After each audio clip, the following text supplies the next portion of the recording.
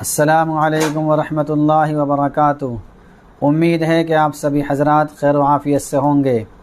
آج میں آپ حضرات کے سامنے بہت ہی اہم اور قیمتی بات لے کر حاضر ہو رہا ہوں۔ دوستو، جب آدمی کسی دوسرے کو سلام کرتا ہے اور سلام کے بعد مصافحہ کرتا ہے تو اللہ کے نبی صلی اللہ علیہ وسلم کا ارشاد ہے کہ ان دونوں کے جدا ہونے سے پہلے اللہ تعالیٰ ان کے گناہوں کو معاف فرما دیتا ہے۔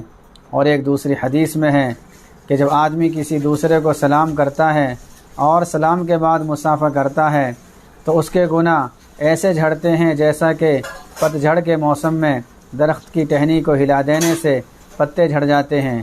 دوستو، امید ہے کہ آپ سبھی حضرات کو یہ بات بہت پسند آئی ہوگی، اس لیے آپ سے گزارش ہے کہ آپ ان تمام باتوں پر اور ایک جو چھوٹی سی بات میں نے آپ سے عرض کی ہے، آپ اس بات پر عمل کریں۔